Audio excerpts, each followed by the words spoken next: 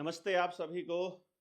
आज रुपया मूल्य का मापक या शोषण का साधन इस किताब के 7वें हिस्से में आपका स्वागत है।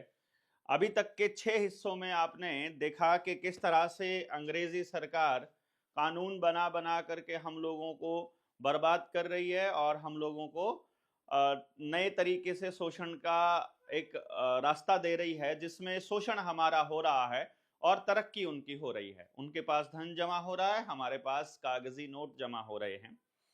हमने ये सोचा कि हमें देखना पड़ेगा कि आज के दौर में उन द्वारा किए गए जो षड्यंत्र हैं उनका क्या स्टेटस है। जो इस टाइम पर काले अंग्रेज सत्ता में बैठे हैं उनका क्या कहना है।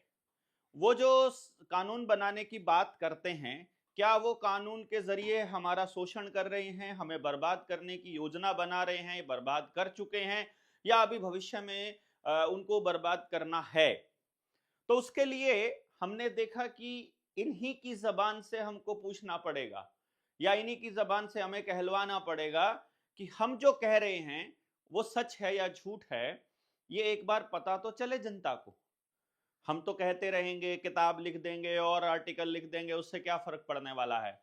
लेकिन यदि इस बात को सत्ता के अंदर बैठे लोगों के माध्यम से ही कहलवा दिया जाए, तो यदि ये बातें सरकार का वो विभाग या सरकार की वो एजेंसी ही मानने लग जाए कि केंद्र सरकार हमारे देश को बर्बाद करने पर लगी है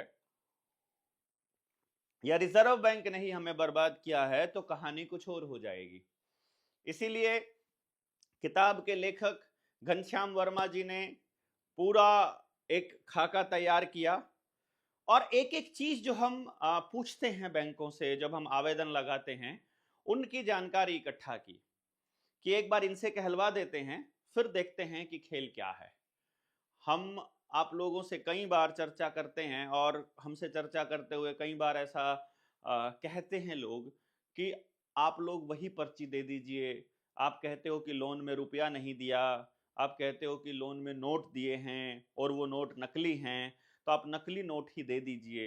हम वो क्यों कहते हैं और किस तरह से वो चीज़ें निकल के आती है, वो इस पेज नंबर 39 के बाद आपको दिखाई देगी।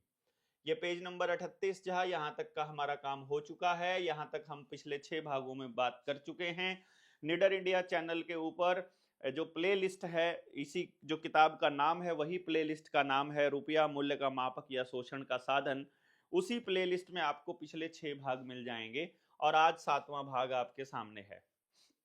हर हफ्ते यानी कि रविवार को या शनिवार को हम लोग सुबह 10 बजे इस रुपए वाले भाग को डालते हैं, ताकि सब लोगों को पता चले कि सुबह 10 बजे का हमारा शेड्यूल किया हुआ है कि शनिवार को सुबह 10 बजे डलेगा, तो शनिवार और इतवार को काफी लोग फ्री होते हैं तो वो इनको देख सके।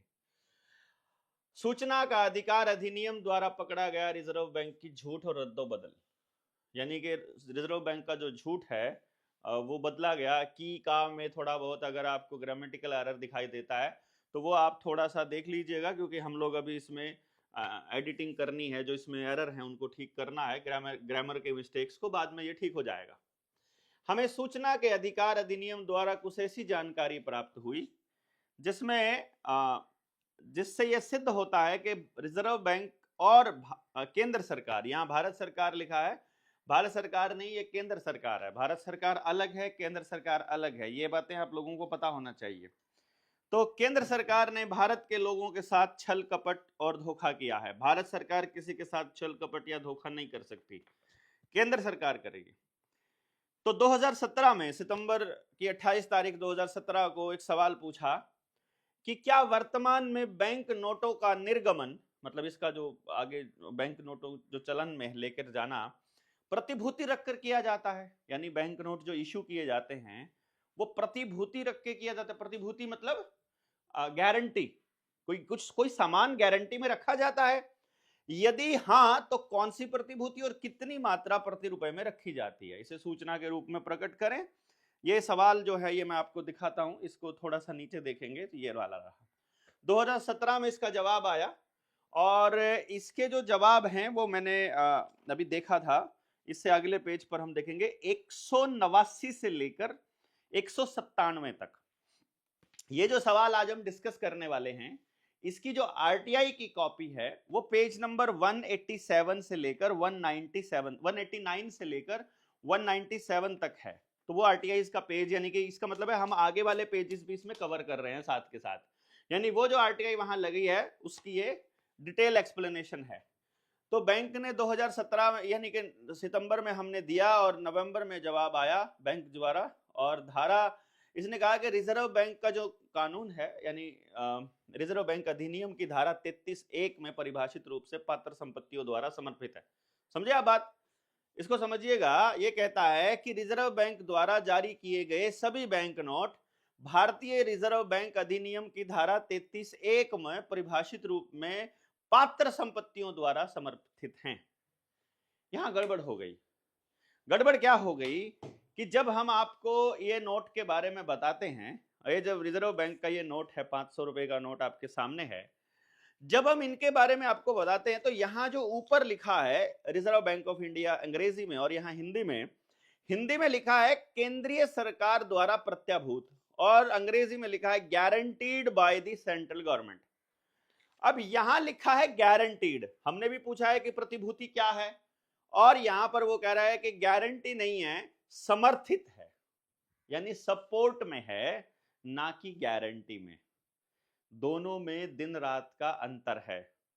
नोट के ऊपर लिखा है गारंटी और रिजर्व बैंक कह रहा है समर्थन। इसको देखिएगा, अभी आगे हम देखते हैं। प्रत्येक नोट पर लिखा है केंद्रीय सरकार द्वारा प्रत्याभूत, जबकि अर्थात संपत्तियों की गारंटी, और रिजर्व बैंक का कहना है संपत्तियों द्वारा समर्थित, समर्थन और गारंटी में दिन रात का अंतर है, पूर्व पश्चिम का अंतर है। ये भारत की जनता के साथ धोखा है 1990 तक। अब इसको देखिए कितना बड़ा धोखा है ये। अगर हम 1990 तक की बात करें, 15 अक्टूबर 1990 तक रुपए में प्रति रुपया 0.11849 ग्राम शुद्ध सोने का हिसाब था। 1990 तक की बात हो रही है ये, यानी कि आज से 35 साल पहले तक 1 रुपए में इतने ग्राम सोना शुद्ध लिखा था। इसको यदि आप लोग कन्वर्ट करते हो 100 रुपए में, तो इसको कन्वर्ट कर लीजिएगा। यदि आप 100 रुपए में कन्वर्ट करते हो तो 100 रुपए में 11.8489 ग्राम शुद्ध सोना मिलता है यहां पर, यानी 1 तोले से ज्यादा। इसे खत्म करके रुपया बाजार के हवाले कर दिया गया। मैं जहां तक समझता हूं उस टाइम पर कहीं ना कहीं मनमोहन सिंह कहीं सत्ता में होगा रुपए के खेल में, क्योंकि जो एलपीजी की स्कीम थी, एलपीजी गैस की बात नहीं कर रहा हूं, एलपीजी का मतलब है लिबरलाइजेशन, प्राइवेटाइजेशन, ग्लोबलाइजेशन, जो कि मनमोहन सिंह का षड्यंत्र था। आपके सामने कांग्रेस की सरकार ये बताएगी कि ग्लोबलाइजेशन से देश ने तरक्की की है। असलियत में वो ग्लोबलाइजेशन करके, यानी पूरी दुनिया के साथ में हमारा समझौता करके या उस तरह के वो संबंध स्थापित करके इस रुपए को बाजार के हवाले करना था। और मनमोहन सिंह एक ऐसे राजनेता हैं जो कभी भी चुनाव नहीं लड़े और कभी भी चुनाव नहीं जीते, लेकिन वो हमारे गवर्नर भी रहे आरबीआई के, वित्त मंत्री भी रहे भारत सरकार में, सलाहकार भी रहे, उसके बाद प्रधानमंत्री भी रहे, और इन्हीं के जरिए सारी बर्बादी उन्हीं के हाथ से करवाई गई है। और दुनिया के सामने उनको एक बहुत बड़ा अर्थशास्त्री स्थापित किया गया। ये मैं कहीं आप सोच रहे हो आज के टाइम पे बीजेपी की सरकार में बोल रहे हैं तो कांग्रेस की सरकार के हम लोग साथ में हैं। मनमोहन सिंह की हुई बर्बादी हो सकती है, ये आप देखिएगा 1990 में कौन है, इस पे हमने देखा नहीं, तो कौन वित्त मंत्री है या कौन गवर्नर है उस पता लगेगा आपको, मनमोहन सिंह वहां शामिल मिलेगा। अब आप बता दो, कमेंट बॉक्स में लिख करके बताइए कि मनमोहन सिंह का क्या रिश्ता हो सकता है इसमें, कि वो कौन है उस टाइम पे। यानी कि ये सिर्फ प्रतिभूति नहीं है, गारंटी नहीं है, केवल समर्थन में रखा गया है, जो कि मात्र दिखावा है। इससे सिद्ध होता है कि ये रुपया वैध निविदा धन नहीं बल्कि कागज का टुकड़ा है।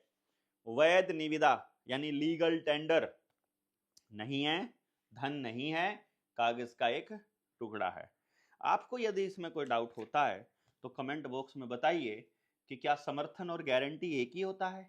यदि नहीं तो फिर ये धोखा हुआ कि नहीं हुआ, और यदि वो धोखा है तो फिर इस धोखे को आपने बर्दाश्त कैसे किया है। बाकी फिर इसके बाद आगे बताते हैं हम।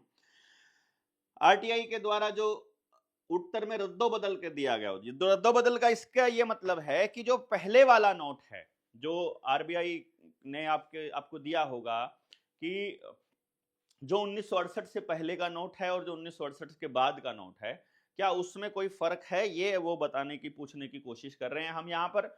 और साथ ही हम ये पूछने की कोशिश कर रहे हैं कि सूचना हमारी ये है कि क्या बैंक नोट पर गवर्नर का वचन खंड सिर्फ अंग्रेजी में लिखा होता था या नहीं। तो जब हमने पूछा कि यदि अंग्रेजी में लिखा जाता था तो गवर्नर का वचन खंड किस दिनांक और सन में परिवर्तित किया गया, इसकी प्रमाणित सूचना बताइए। अब देखिएगा खेल, यहां पर जो आरटीआई में भी वो खेल खेलते हैं। कमाल की बात यह है उनके पास सारे दस्तावेज उपलब्ध है, फिर भी वहां पर उत्तर देने वाला व्यक्ति बिना किसी जिम्मेदारी के आपके साथ ठगी कर रहा है, आपके साथ चोरी कर रहा है, आपको बका रहा है। कैसे बका रहा है? जब हमने 2017 में उनसे और 2018 के सितंबर में हमने ये पूछ लिया कि आपने वचन खंड के जो इस वचन खंड को बदला है कि नहीं लिखा है, तो उन्होंने कहा कि पहले I promise to pay the bidder a sum of rupees this लिखा जाता था प्रारंभिक से ही। इसके बाद 1968 से बैंक नोट पर अंग्रेजी के साथ साथ हिंदी में वचन खंड के छापे जाने की प्रथा प्राप्त हुई। ये भी मैंने आपको बताया, पेज नंबर 189 से लेकर 197 तक इसका जवाब इसमें आपको आरटीआई में इसी किताब के पेज पे में आपको मिल जाएगा। उसके बाद जब हमने ये कहा इस असत्य और भ्रामक सूचना का, यानी कि असत्य और भ्रामक इसलिए कहा कि इन्होंने कहा, जब हम आपको वीडियोज में बोलते रहते हैं कि आई promise to pay the bearer on demand, वो सब था, तो ये कैसे कह सकते हैं? हम आपको स्क्रीन पर वो दिखा भी देंगे कि वो नोट था जो दिखाया जाता था। ये वाला नोट जो 1968 वाला नोट है वो ये था, आपने देखा भी होगा 10 रुपए का नोट। और ये कहता है कि ऑन डिमांड वाला कोई सीन यहां पर नहीं है। अब वो कहता है कि 2021 में जब फिर उसके बाद फरवरी 2021 में अपील दायर की, इसकी बहस हुई, जो सूचना आयुक्त था, जो सीआईसी था श्री सुरेश चंद्रा, उनके समक्ष वीडियो कॉन्फ्रेंस के जरिए, तो जो अपनी जो अभिलेखाकार है यानी कि जो अपना आर्काइव है वहां से जब दस्तावेज निकाल करके लाए थे गवर्नर के, तो उनके वो जवाब दिए। उसके बाद केंद्रीय सूचना अधिकारी ने अपनी गलती को स्वीकार किया और कहा कि घनश्याम वर्मा द्वारा कही गई बात और दस्तावेज एकदम सही हैं और गवर्नर के वचन खंड को सन 1968 के बाद हिंदी और अंग्रेजी द्विभाषी रूप में वचन खंड में परिवर्तन करके बदला गया है। यह सूचना सुन करके सूचना आयुक्त भी आश्चर्यचकित हो गए और उन्होंने पिछले दिए गए उत्तर की जगह पर पुनः संशोधित करके उत्तर दे करके प्रमाणित प्रतिलिपि उपलब्ध कराने का आदेश पारित किया गया। उसके बाद भी प्रमाणित प्रतिलिपि नहीं भेजा गया। उत्तर तो दे दिया लेकिन प्रमाणित प्रतिलिपि नहीं भेजी गई। तो ये पेज नंबर जो 242 से 280 लिखा है, असल में ये 189 से 197 है, इसको हम ठीक कर देंगे। रिजर्व बैंक के सूचना अधिकारी द्वारा चीटिंग और रद्दोबदल कैसे हुई ये बताते हैं हम आपको। हमारा आवेदन जो कि 2018 में जब मई में जो हमने भेजा, उसमें था कि क्या ये बदला गया है अवमूल्यन, क्या भारतीय रुपए के अवमूल्यन भारत की रिजर्व बैंक के अधिनियम 1934 के अंतर्गत किया गया है। ये बार बार आप कंफ्यूज नहीं होना है। सवाल ये पूछा गया है कि जो रुपए का डिवैल्यूएशन किया है, आप कह रहे हो पहले सोना होता था अब सोना नहीं होता है रुपए के बदले में, इसका मतलब आपने कोई ना कोई नियम तो फॉलो किया होगा, कोई तो ऐसी पावर आपको मिली होगी जिसके तहत आप ये सब कर सकते हैं। यदि आपको कोई पावर नहीं मिली तो कैसे? तो हमने ये पूछा है मात्र उनसे कि आपने जो ये अवमूल्यन किया है, जो आपने इसकी डिवैल्यूएशन की है, ये 1934 का जो आरबीआई एक्ट है उसके अंतर्गत किसी पावर के तहत किया गया है क्या? तो उसकी प्रमाणिक प्रतिलिपि दे दो। इसका जवाब दिया हां, आरबीआई अधिनियम की प्रस्तावना, यानी कि उन्होंने उसकी प्रस्तावना जो थी उससे, और धारा 17(3)A और 40 और 45W से आरबीआई को मार्केट प्रचलन के लिए शक्तियां प्राप्त हैं। अब इसको देखिएगा, बड़ा कमाल की बात क्या है। इसकी प्रमाणित प्रतिलिपि मिली तो प्रस्तावना में लिखा गया, इसकी तीसरी पंक्ति में देश के लाभार्थ चलाने के लिए भारत के लिए एक रिजर्व बैंक का गठित करना समीचीन है। जो प्रस्तावना है उसमें लिखा भारत के लिए, इसमें भारत के लिए शब्द को हटा दिया गया है, जिससे ठीक उल्टा अर्थ निकलता है। यानी जो प्रस्तावना में, अब जो प्रस्तावना आपको मिलेगी आरबीआई एक्ट की, उसमें भारत के लिए हटा दिया, देश के लाभार्थ चलाने के लिए एक रिजर्व बैंक गठित करना समीचीन, सिर्फ यही है, ये हटा दिया गया है। वैध रुपया जनता या शोषण, देश को शोषण मुक्त रखता है, जबकि अवैध रुपया जनता या देश का भयंकर शोषण करता है। ये याद रखना है आपको। आपका रुपया यदि लीगल है, यदि वैध है, तो वो शोषण से मुक्त रखेगा, यदि वो इलीगल है तो फिर वो शोषण करेगा बहुत बुरी तरह से। ये पेज नंबर 42 पे आपको मिलेगा जो प्रस्तावना की कॉपी है। ये प्रस्तावना की कॉपी इसमें किताब में जो डिजिटल वाली है उसमें बहुत साफ साफ छपी हुई है, बट प्रस्तावना आपको वैसे भी मिल जाएगी, आरबीआई के वहां पर मिल जाएगी। इस आरबीआई अधिनियम की प्रस्ताव ने देश शब्द का आशय ब्रिटेन से है, इस बात को ध्यान दीजिएगा, क्योंकि उस वक्त भारत गुलाम है। 1934 में देश जो चल रहा है वो पार्लियामेंट ऑफ इंग्लैंड के हिसाब से चल रहा है, और भारत को कभी भी इंग्लैंड ने देश नहीं कहा है, इस बात को देखिएगा। आज भी भारत ब्रिटेन का उपनिवेश है, आज भी कॉमनवेल्थ में शामिल है। भारत के संविधान में भारत को कहीं भी देश कहकर संबोधित नहीं किया गया है, भारत को लोकतांत्रिक गणराज्य कहकर संबोधित किया गया है, और हर राज्य देश के अधीन होता है। प्रश्न उठता है, क्या कूटकरण या अवमूल्यन करने के प्रश्न को, यानी कि जो डिवैल्यूएशन वाला प्रश्न है, उसको आरबीआई द्वारा मार्केट प्रचलन के लिए प्राप्त शक्तियों का प्रयोग कर भ्रमित करने का प्रयास किया जा रहा है? इसका मतलब क्या है? इसको आगे बताया गया है कि भैया हमने किसी व्यापार को चलाने की परमिशन दे दी, अगर किसी व्यापारी को अगर कह दिया कि तुम यहां व्यापार कर सकते हो, और वो कह दे कि हमें यहां व्यापार करने की परमिशन मिल गई है, और अगली बार वो क्या करे कि 100 ग्राम का बट्टा है, उसके ऊपर वो 1 जीरो और लगा दे और कह दे ये 1000 ग्राम का बट्टा हो गया, और वो सबको सामान उसी 100 ग्राम के बट्टे से देने लग जाए और कहे कि ये 1000 ग्राम है, ये 1 किलो है। और दुनिया जब उनसे पूछे कि तुम ये किस हिसाब से कर रहे हो, तुमको किसने अधिकार दिया 100 ग्राम के बट्टे को 1000 ग्राम का बट्टा बोलने का, तो वो कहते हमें यहां पर पावर मिली है। जैसे अभी नरेंद्र मोदी सत्ता में है, उस वक्त कांग्रेस में मनमोहन सिंह बैठा हुआ था, हमसे पूछे बिना कानून बना दे और कह दे कि हमें पावर मिली है कानून बनाने की। यही ठगी आपके साथ की जा रही है। अभी ये कह रहा है कि पकड़ लिया जाए तो कहते मार्केट प्रचलन के लिए शक्तियां हमें प्राप्त हैं। ये छल कपट है भाई, ये नहीं चलेगा। इससे सिद्ध होता है कि भारतीय रिजर्व बैंक और केंद्र सरकार ने नियम और कानून का उल्लंघन कर रुपए के दस्तावेज का कूटकरण यानी कि डिवैल्यूएशन करके कानून की अवहेलना और संविधान की अवमानना की है, जो देश की जनता के साथ छल कपट धोखा लूटपाट शोषण और देश के साथ गद्दारी और विश्वासघात है या नहीं, ये आप बताइए। आप बताइए कि जब उनको पावर ही नहीं है रुपए को डिवैल्यूएट करने की और रुपए को मार्केट के हवाले करने की, जब उनको शक्तियां ही प्राप्त नहीं है, तो किस आदमी ने यह आदेश पारित किया? अगर जिसने यह आदेश पारित किया उसे वो शक्तियां प्राप्त है या नहीं, ये सवाल पूछने का है। जनता सरकार मोर्चा के गांव-गांव में जब लोग बन जाएंगे, तो जब अपना एक हम ड्राफ्ट तैयार करेंगे, तो प्रत्येक व्यक्ति अपने जिला अधिकारी से, अपने ब्लॉक समिति से, अपने सरपंच से, अपने एमएलए से, अपने पार्लियामेंट के मेंबर से और अपने एसडीओ से, अपने एसडीएम से सवाल पूछेगा, कहेगा कि हमको बताओ ये किसने दी तुमको पावर, तुमको ये सब करने की। और जब अगर सवाल का जवाब नहीं दिया गया तो उनको मानने से मना करना पड़ेगा। ये नोट हमको मानने से मना करने पड़ेंगे। नोट के बदले असली धन हमको इकट्ठे करने पड़ेंगे।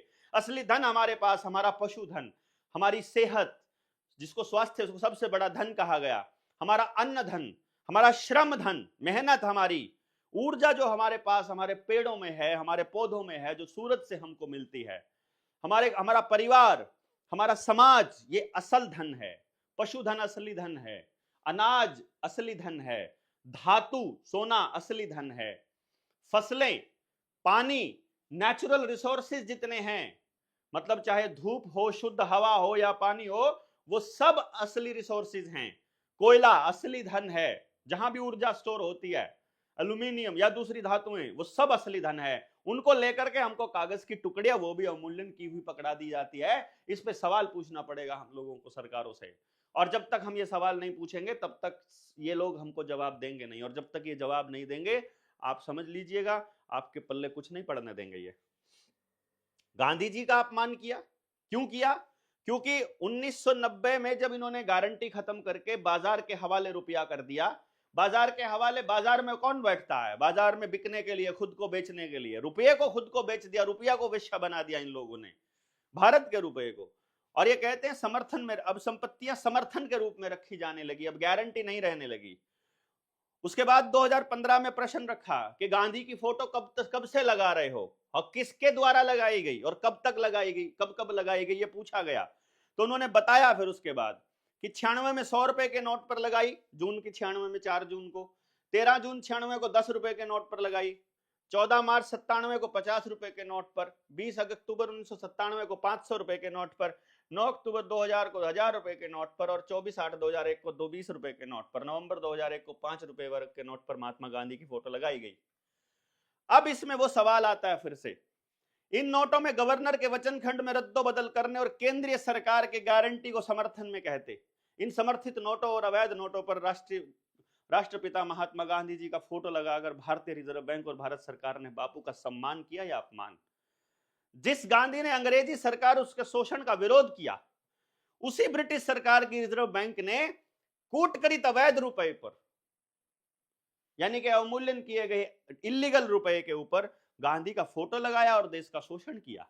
इससे बड़ा गांधी का अपमान और क्या हो सकता है? और ये गांधी का अपमान किसने किया मालूम है? उसी यूपीए की सरकार ने।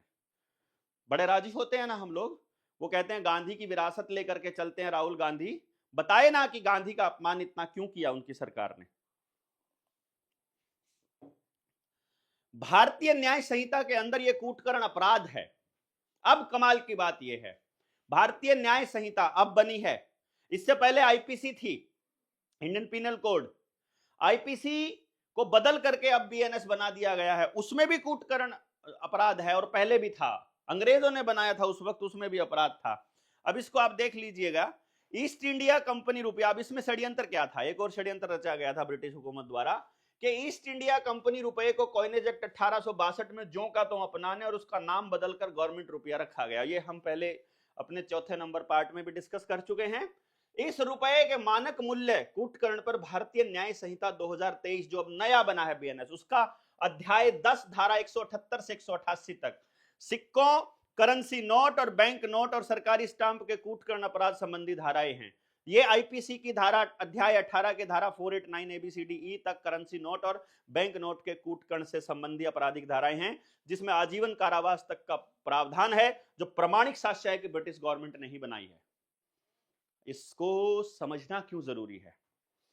सबसे पहले जिसने उस रुपए का कूटकरण किया, जिसने उसको बाजार के हवाले किया, उस आदमी के दस्तखत यदि हैं, हमको यह पता करना है क्या उसे उस कूटकरण की ताकत मतलब उसके पास थी।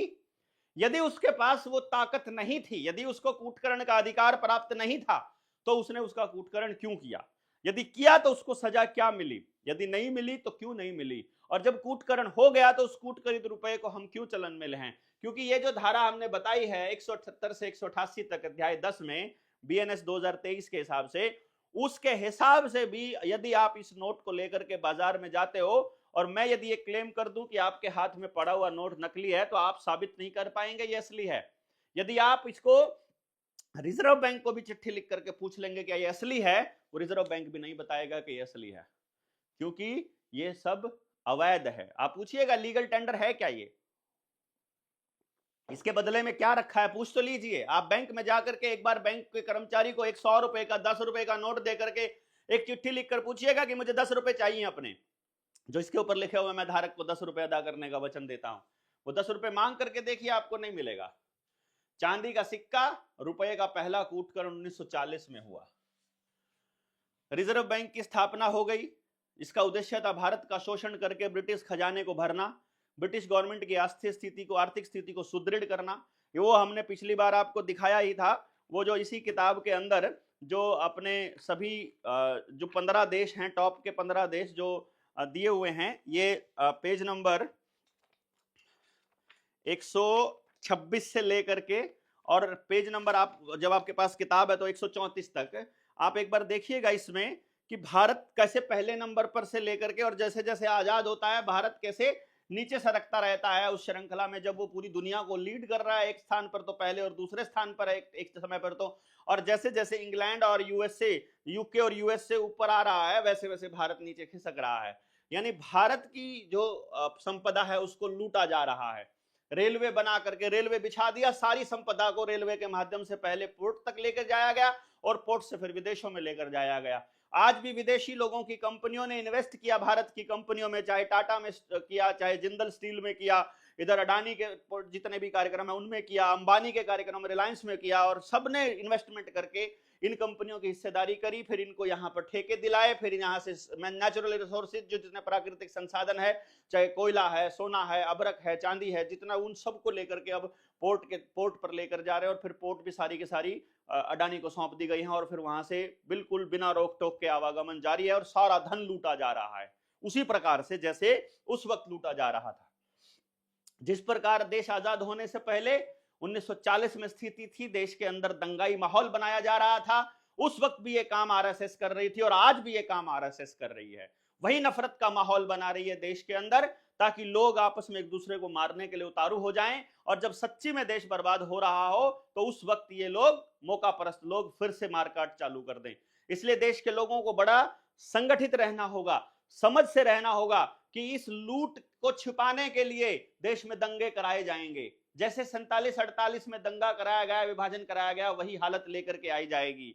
ये जो खालिस्तान का प्रोपेगेंडा है ये सरकार द्वारा समर्थित है और पूरे भारत को गुलाम बनाने के लिए इस हिस्से को अलग करने की साजिश है कि ये लोग लड़ते लड़ते पूरे भारत को बचा लेंगे, इसीलिए इन लोगों को अलग कर दो। इस खेल को समझिएगा आप लोग, आपको नहीं समझ में आया तो बहुत पछताएंगे पूरे भारत के लोग कि सबको एक बात माननी होगी कि हसदेव के साथ भी सबको खड़ा होना होगा, प्राइवेटाइजेशन के खिलाफ भी खड़ा होना होगा, रोडवेज भी बचानी है, रेलवे भी बचानी है, एलआईसी भी बचानी है, भेल भी बचानी, रेल भी बचानी।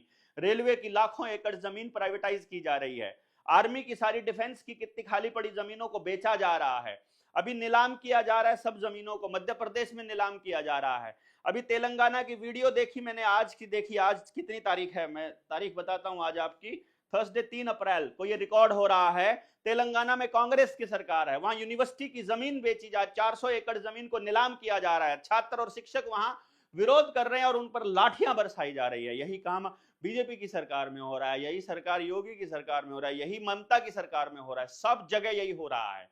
देश के अंदर अस्थिरता का माहौल लाया जा रहा है, दंगे का माहौल बनाया जा रहा है। भारतीयों की लूटपाट और शोषण के लिए 11 मार्च 1940 को सैकड़ों सालों से चले आ रहे गवर्नमेंट रुपया का ब्रिटिश गवर्नमेंट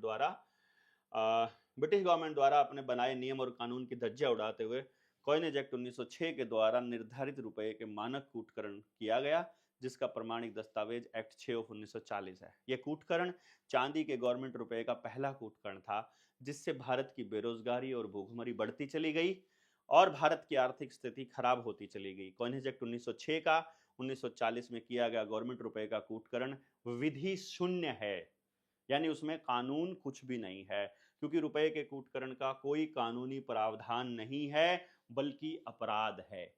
उन्होंने कूटकरण तो कर दिया, किया अंग्रेजों ने 1940 में, लेकिन कानून इसकी इजाजत देता ही नहीं है मेरे दोस्त। वैध रुपया जनता और देश में आर्थिक अभाव नहीं आने देती है, अवैध रुपया जनता और देश में आर्थिक अभाव कभी खत्म नहीं होने देती, बस ये बात का ध्यान रखना। अब ये एक्ट 6 ऑफ 1940 है, जिसको अभी एक्सप्लेन किया, जो भी बताया गया था, इसी की एक्सप्लेनेशन यहाँ पर दी हुई है, आप इसको पढ़ सकते हैं पेज नंबर 44 में। ये एक्सप्लेनेशन इसलिए दी गई है कि सिल्वर कॉइन को अब जो है वो उसकी वैल्यू को खत्म कर दिया गया है कि अब दूसरा कॉइन आ जाएगा, सिल्वर कॉइन को हम हटा रहे हैं। ये जो गेम प्लान है जिसको समझना है, यदि हमने इसे नहीं समझा तो फिर हमारे साथ में जो छल है वो लगातार होता रहेगा। अब आपके ऊपर है कि आप इस छल को किस तरह से देखते हैं। मतलब छल इन द सेंस मैं ये इसलिए बता रहा हूं, ये छल की जो परिभाषा है वो ये है कि पहली बात, जिसने भी ये कानून बनाया उसको ये कानून बनाने का अधिकार प्राप्त नहीं है। दूसरी बात, बना दिया है वो कानूनन वैलिड ही नहीं है। जब आईपीसी में भी वो अपराध है और आपके बीएनएस में भी वो अपराध है, तो फिर भैया किस तरह से आप ये कह सकते हो कि वो वैलिड है, वो आपने जो किया है वो सही है? एकदम गलत है भाई। इसलिए आपको ये समझना पड़ेगा। अभी हमने पेज नंबर ये कर लिया 45 तक हम इसको पूरा कर चुके हैं, और 45 के बाद हम ये अर्जी हुकूमत आजाद हिंद सैद्धांतिक भारतीय रुपया, इसके ऊपर हम 8वें भाग में चर्चा करेंगे। इन 7 भागों तक आपको कैसा लगा है, किस तरह से आपके दिमाग में जितने प्रश्न आए हैं, आप अपने प्रश्नों को यहां कमेंट बॉक्स में जरूर लिखिएगा। मैं अपने निडर इंडिया चैनल के जितने भी कमेंट्स होंगे उनमें से सारे प्रश्न निकाल करके आपको एक ऐसी वीडियो बना देंगे जिसमें उनके उत्तर लिखे हों, और फिर हम लोग 10 वीडियोस के बाद में एक प्रश्न उत्तर वाला बनाएंगे। अभी ये 7वीं वीडियो थी। आप सब लोग इसको देख रहे हैं, कमेंट भी कर रहे हैं, इसको शेयर भी कर रहे हैं, देश की जनता को जगा भी रहे हैं, इसके लिए आपका बहुत बहुत धन्यवाद। अभी इसके 8वें पार्ट पर हम जल्दी ही मिलते हैं। बहुत बहुत शुक्रिया। जय हिंद, जय भारत।